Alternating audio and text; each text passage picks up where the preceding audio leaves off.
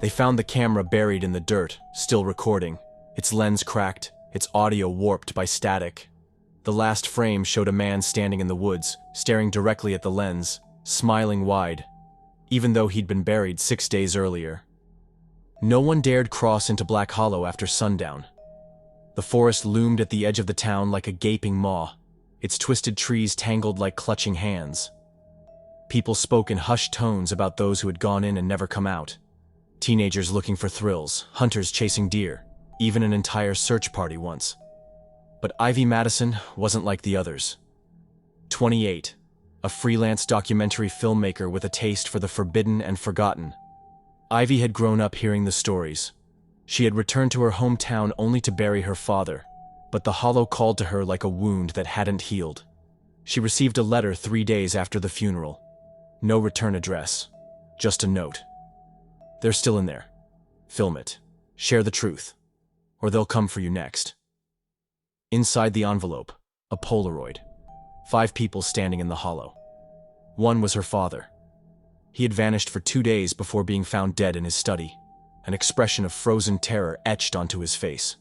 No sign of struggle, no cause of death. But now, this. The date on the photo? Taken after his burial. Armed with cameras, a drone, and a small team of 2 friends, Ryan, her sound tech, and Lexi, an intuitive researcher with a sensitivity to the supernatural. Ivy entered the hollow on October 31st, Halloween. The veil was thinnest, Lexi said. Ivy rolled her eyes but kept the EMF meter. From the moment they crossed the tree line, the world changed. The air thickened. No birds, no insects, not even wind. Just silence so dense it pressed into their skulls. The drone refused to lift. Ivy cursed. Ryan whispered, "It's watching." Lexi just stared up at the canopy, eyes wide. Then the forest spoke. Not in words, in memories. Ivy's ears rang with her mother's voice, screaming during a long-forgotten fight. Ryan saw his dead sister, pale and bleeding, sitting on a branch above him. Lexi collapsed to her knees, sobbing, whispering, he's here, oh God, he never left." Cameras picked up none of it. Just static. By dusk, the group found a clearing. In the center, a crumbling Victorian house, rotted and skeletal. No record of it existed in any town archives. Ivy's father had always drawn it in his sketchbooks, a fixation she dismissed as dementia. They approached. Each step toward it felt like walking through molasses, yet none could stop. Something compelled them.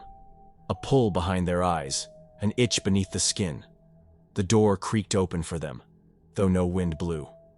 Inside, the house bent reality. Endless halls, doors that led back to the same room, staircases spiraling into the ceiling. Every mirror showed not reflections, but versions of themselves, screaming, disfigured, flayed. Lexi vanished first. One moment she was beside them. The next, she was in a mirror, pounding silently from the other side, mouth open in a howl of torment. Her skin bubbled like boiling wax, eyes black voids. Then, she was gone. Ivy and Ryan, too numb to scream, pressed deeper into the house. In the heart of it, a circular room awaited. Walls lined with mirrors, floor covered in dust and bones. Hundreds of them. Skulls with mouths locked in silent shrieks. A grandfather clock ticked backward in the center. A figure stood in the room, Ivy's father. He looked alive, but wrong. Joints too loose, smile too wide. He spoke in a chorus of voices, male, female, old, young, all layered into one ungodly hum. The hollow keeps what it is shown, memories feed it, pain sustains it. You came to show the truth, so see it, live it. The mirrors flared to life. They saw themselves, over and over, dying in 1,000 ways, drowning in leaves, screaming as tendrils dragged them underground, hanging by invisible nooses, skin peeled by unseen claws. Each vision played in an endless loop, like home movies from hell. Ryan broke. He charged the figure, only to pass through him and fall into the mirror behind. His body twisted, elongating, snapping like dry twigs. In the glass, he joined the others, screaming, reaching, eternal. Ivy stood alone. The figure turned to her, smile softening. Her father's real eyes surfaced for a moment.